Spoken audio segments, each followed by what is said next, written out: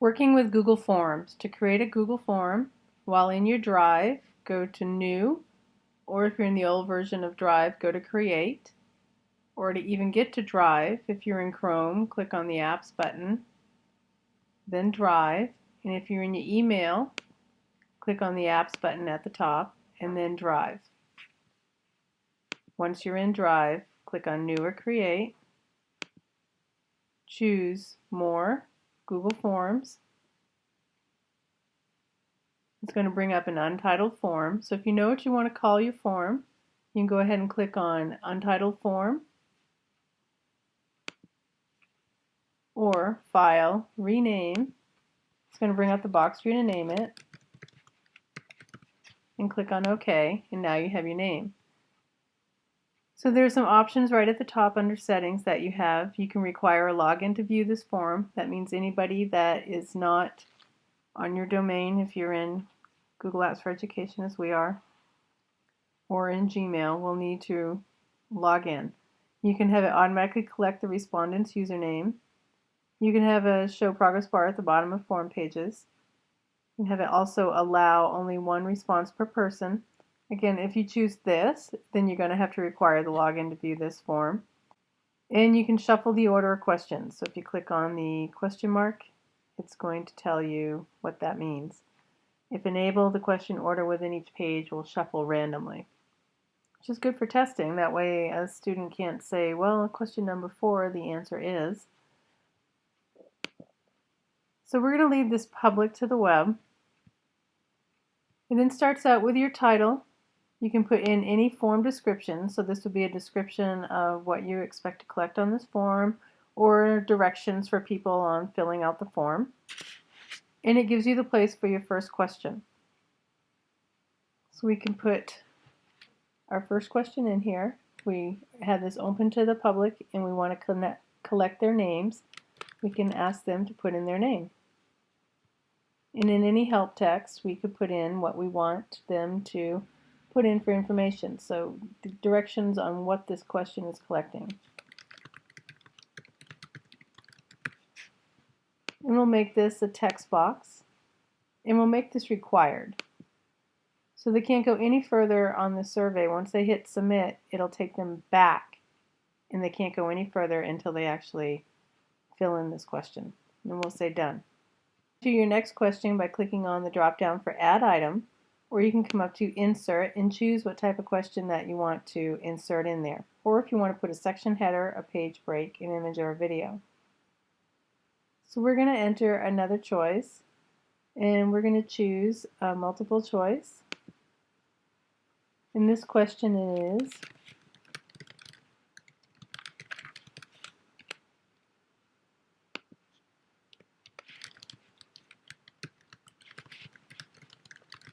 and you don't have to put in help text for each one. Now a multiple choice could be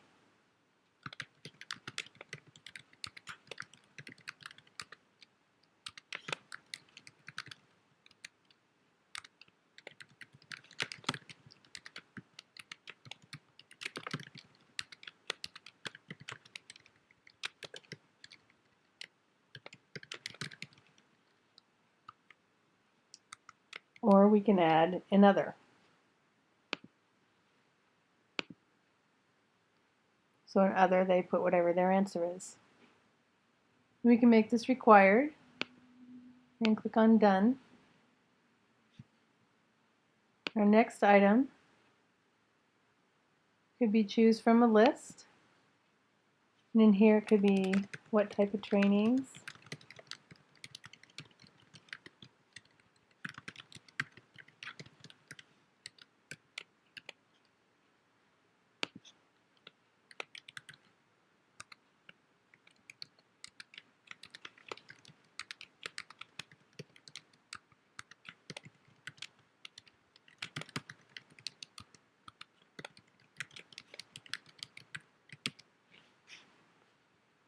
We can make this a required question. I'll actually make this singular, because I'll only be choosing one from the list.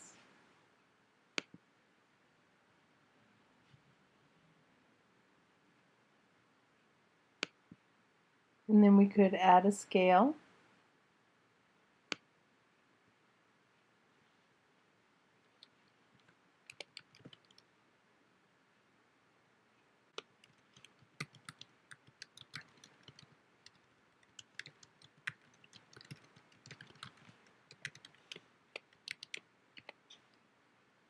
And the scale can be 1 to 10. We're just going to do a 5-point. 1 being none, 5 being expert. And we can make this a required question. Other options that you have are paragraph text, grids, date, time. So if we wanted to put in a grid for anything,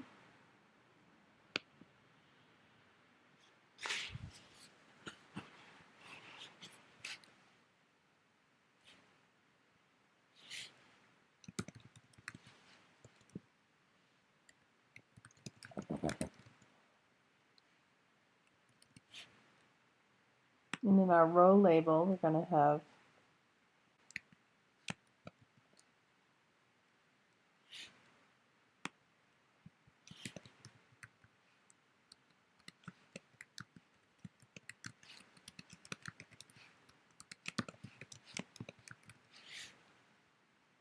make this required. You could also insert an image or video. So you're going to say insert an image.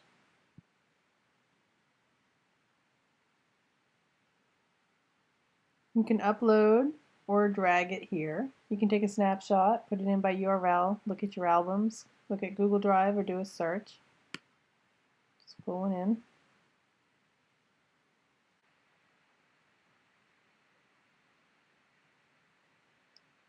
So you can title the image and you can put hover text on the image.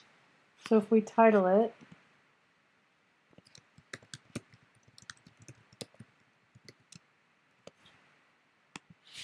and then if they hover over it, what shows up?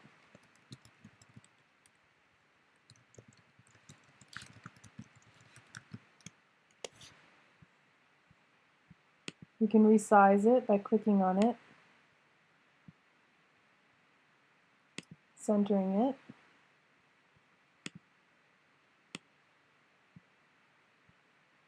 Clicking done. Want a fun day of skiing? And then they hover over it and they'll get the text. We could put in a video.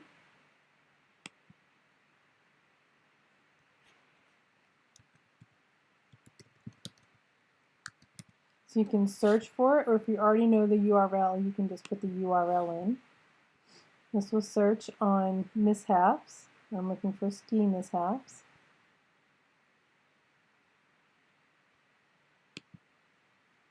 You click on the video that you want and just choose select.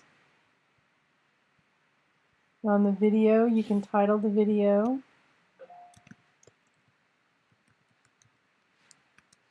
put a caption in,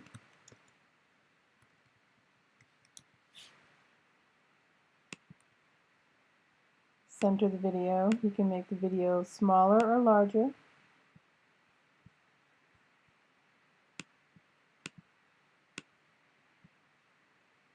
And say done. And we can add another item.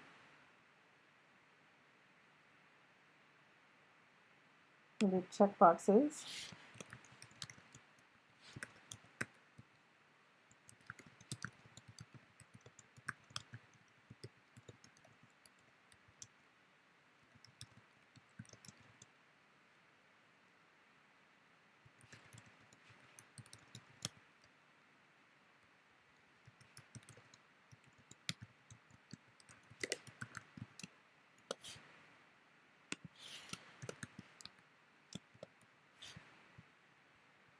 Make that a required question. And if we want to view what our form looks like so far, we can click on View Live Form, and we can see a preview of the form. So we have Ski Wipeout. Here's the total. Ski Wipeout down here. We can play the video. So it's going to bring it up once it's done buffering. And we can see our picture. If we hover over it, this is what it'll say.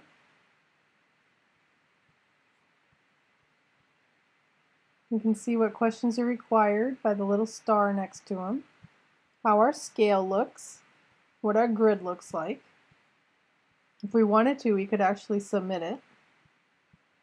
Instead, we'll go back and look at the edit. Down here, you have the response when somebody submits. You can type your own message in here. So you can put in here, thank you for responding. We will let you know the results as soon as possible. And then if you want to show a link to submit another response, or if you want to publish and show a public link to the form results, or if you want responders to edit their responses after submitting, you can choose those boxes.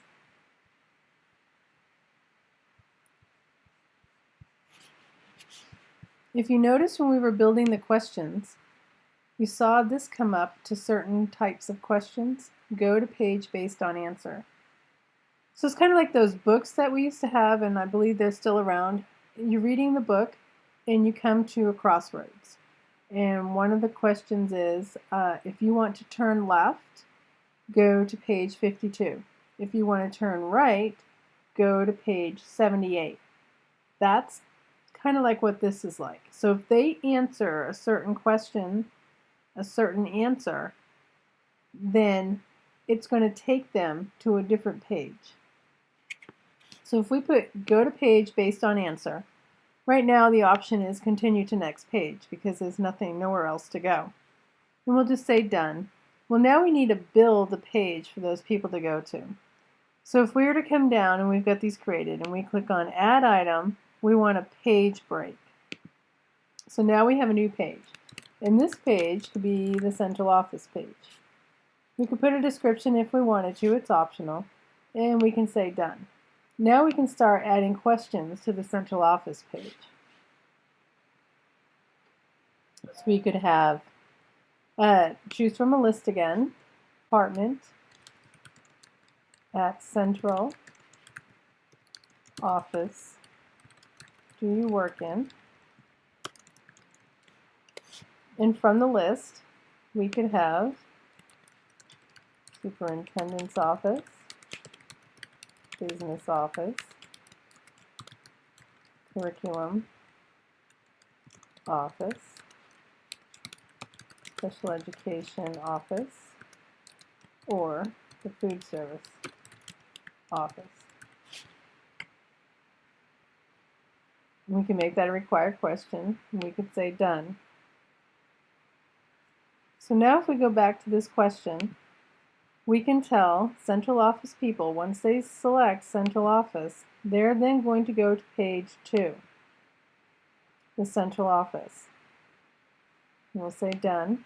Create a page for different departments. We have the central office one built. We could create another page break. This one could be maintenance department. Title it. And what item do we want to ask them?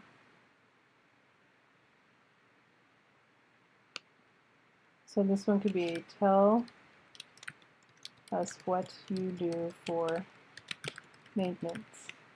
You can have more than one question. You could add many. I'm just trying to keep this brief. So we're going to add maintenance department. And then we'll create one for the high school.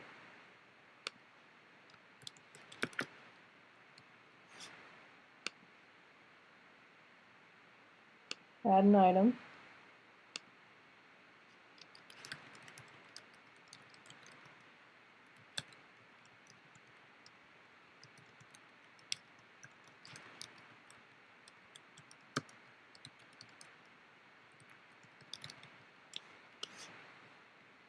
Require it or not require it, it's up to us. Say OK. And we'll go back to where that question was, where we were assigning the pages. Maintenance will go to maintenance. High school will go to high school. And so you get the idea. So it goes on.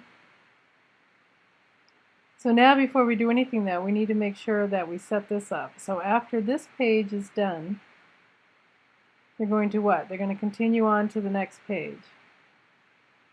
After central office, we want them to submit. We don't want them to continue on the next page because then they'll go to maintenance. We're going to say submit. After maintenance, we want them to submit because we don't want them going on to the high school. And then at the high school doesn't have an option because it's not another page, so they will go directly to submit. So now we can look at this again. We can start filling it out. So we'll choose central office, choose Word, green, water, okay. No, we'll click on continue. So we're going to central office, and then we would hit submit. Now if we went back and instead we chose maintenance, filled everything out, and hit continue, we're going to go to the maintenance department and answer that question and then have submit. If we were to answer high school, filled everything out, hit continue, we would be directed to the high school page and then submit. So we go back to the training form. You also notice there's advanced under here. These are advanced options that you can use for each question. For on this one, we can have it shuffle. So we can turn the shuffle option order on. What type of training would you like to see next year? The advanced settings are shuffle. For the scale, we don't have any because there's not much you can do with the scale.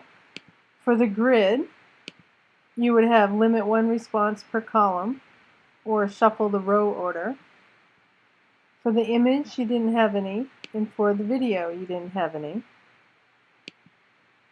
For the checkboxes, you have data validation, so you can select at least, most, or exactly a number, custom error text, or shuffle the order. So we're going to turn those off.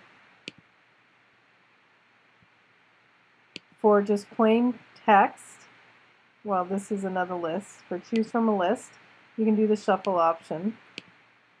For just plain text,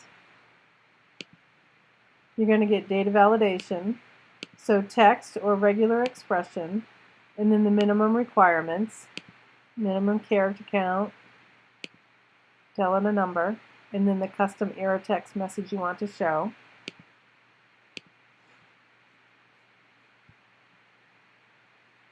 You can also change the theme, so you can come up to change theme. If you want to copy a theme from another form that you have that you really like that theme, you would click on copy a theme from another form. Look for the form that you have, find the one that has the theme on it that you like, and select it and pull it in. So you would click on it and choose select and pull it in, and it would apply that theme on the one you have for you. You can also look at the different themes that they have for you. They have a customized one, so you can come in and create your own theme. You can pull in a header image by choosing a picture. So it'll let you choose a picture on an upload from your albums from Google Drive, any that were shared with you, or you can go through and look at the pictures they have in here. So if you wanted to, you could put a logo at the top. Once it pulls the image in, you can center it, left line, right line, fit it to the width, so it's going to fill the whole top. You can remove it, you can change it. You can adjust what the title looks like, so it's in text roboto, we could change it. Corsiva. We can make it bold. If we wanted to, we could change the color. We can change how it's centered or aligned on the page. Text size, right now it's extra large.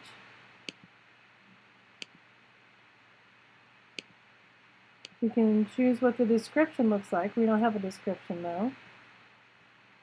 You can choose what the questions look like, what text they're in.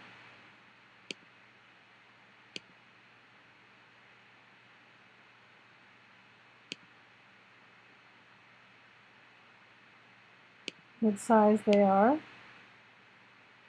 and what color.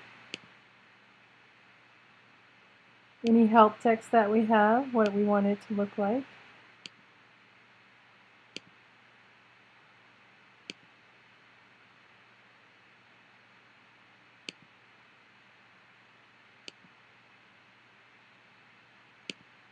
The options, how we want them to look.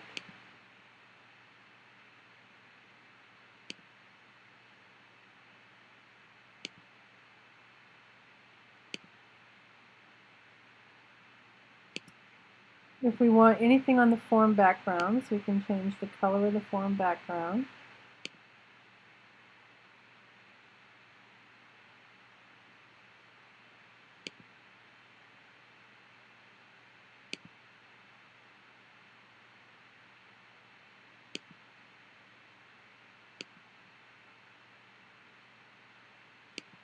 We want to put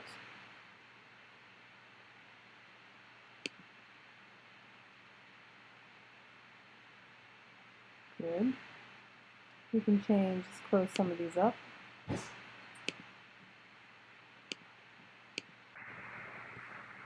And we can look at the page background. We can change the image on the background if we want to. Again, we can take them from Upload, Snapshot URL, your albums, Google Drive, or Search. You can tile the image, so it would be tiled on the background. We'll leave the image off.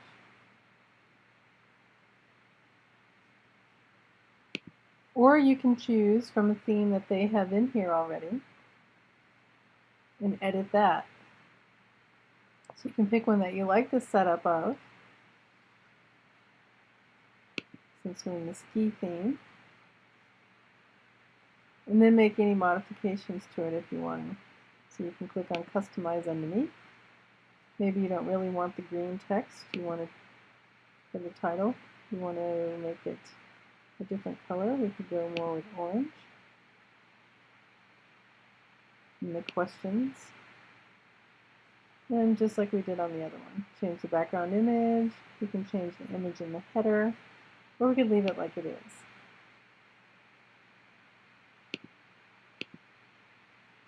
To go back to editing our form, we're going to click on Edit Questions, and that'll take us back over to the Edit form. Click on View Responses. If this is the first time you've ever done a form, you have the options of putting in the responses in a new spreadsheet or in a new sheet in an existing spreadsheet. You can also select to, every time you create a form, always create a new spreadsheet, or you can say keep the responses only in forms. I generally put them in a spreadsheet because I like to manipulate them after I get them. So I'm going to say new spreadsheet with the form name and always create a new spreadsheet. So now it's setting up the spreadsheet, and then it'll flip you over to it. So you notice automatically it puts the timestamp in of when people submitted the form. That's collected no matter what. So you'll be able to see the day and the time that a form was submitted. And then all your questions are columns across the top. And as people fill them in, these columns will be populated. So we'll go back to our training form. You'll also see up here you have responses. You can click on it, and if you don't want people to be able to submit a form right now, you would select accepting responses, and now it's going to say the form has been turned off. So right now, if you had this form linked out on the web and people clicked on it, and they would get this message that this form is no longer accepting responses. When you're ready to turn it on, just go back to responses and click on not accepting responses, and it'll put it back out live for you. Also under responses, you'll see summary of responses. This is a pretty nice option. When you do a summary of responses, it'll actually chart your responses for you. So it'll pull in the questions, and then it'll create charts for you, and then in the ones where you have to answer in text, it'll have all the text information down below. And we'll fill this form in a couple of times so you can see what it looks like. You can change your response destination. So if you decide down the road that you don't want it in a spreadsheet anymore, or you want to put it in another sheet, you can do that.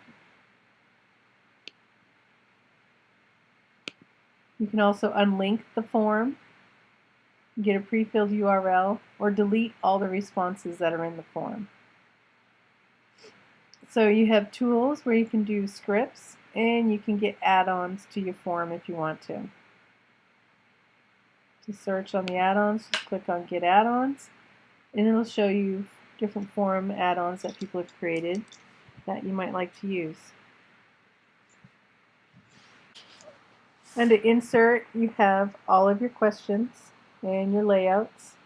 Under View, you can view the live form, edit your questions, switch to theme, compact controls or full screen. Editing is your undo, redo, and your web clipboard. And if you want to share this form with people so that they can edit it also, you can go to File, Add Collaborators, and they'll be able to edit this form right along with you. You can also do a new document, spreadsheet, presentation form, or drawing right from here.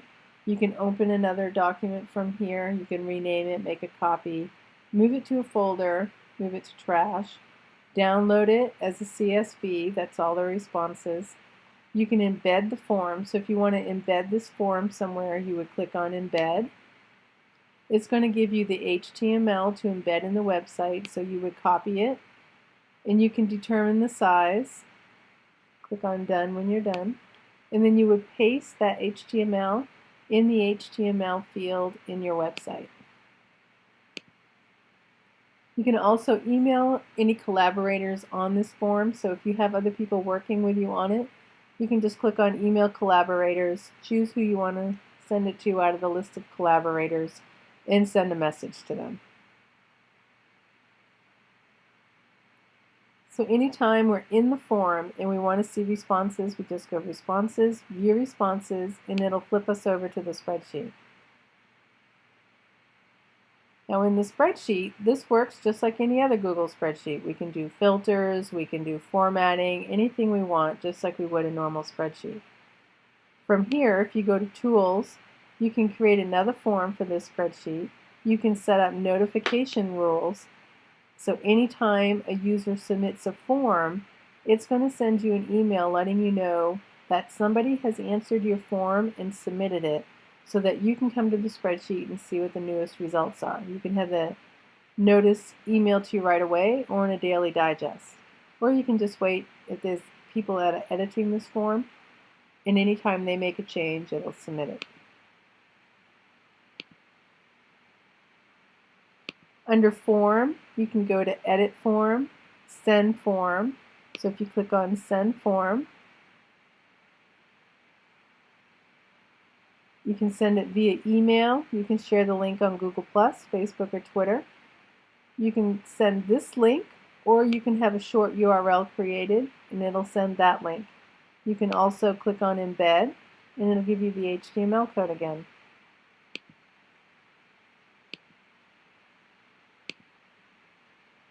So you can go to the live form, and again you get the option to embed the form in a web page. You can show the summary of responses, or you can unlink the form from the spreadsheet if you no longer want it linked here.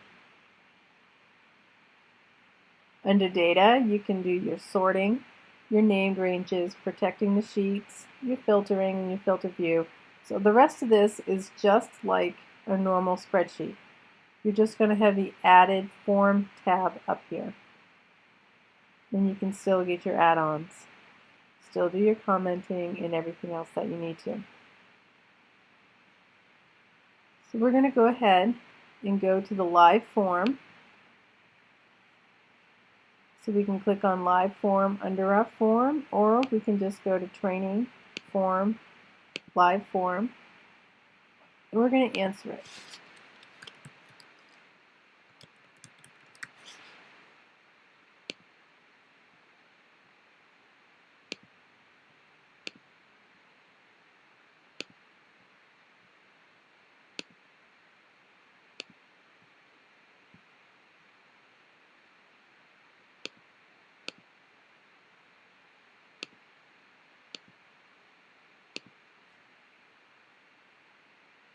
Okay, there's my submission response.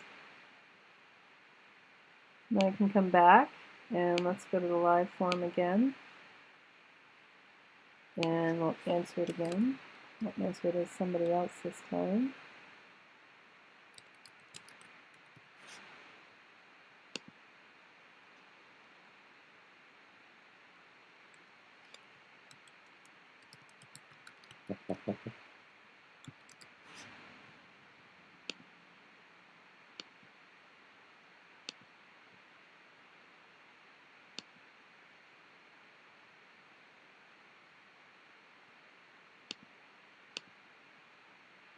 Okay. And where I didn't enter it for the other one, I have to enter one response per row.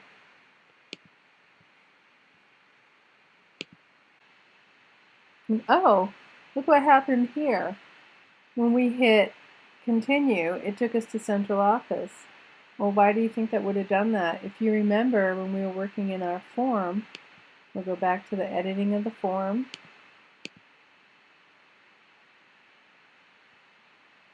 While we assigned pages to the ones that had pages to go to, we didn't do anything to the ones that didn't have another page to go to.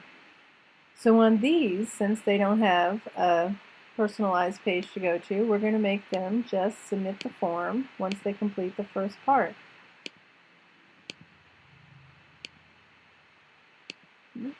So it's always a good idea to try out your form before you publish it, just to make sure you haven't forgot to set something up and that everything's working correctly. So now if we go to the live form and we fill it out,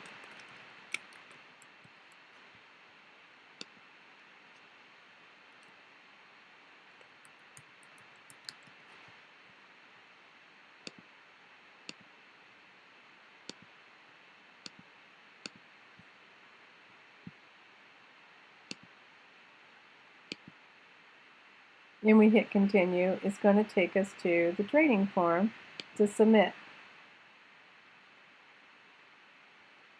Or if we want to shorten that up, we can come back over to the form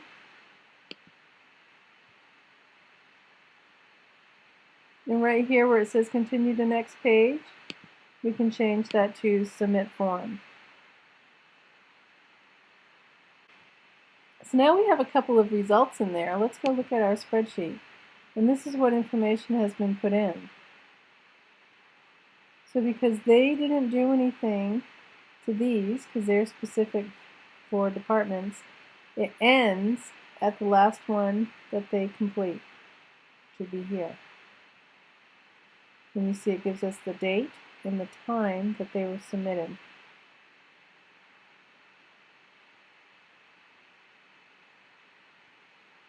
Now if I wanted to go and look at this summary of responses, I can see it started graphing them for me.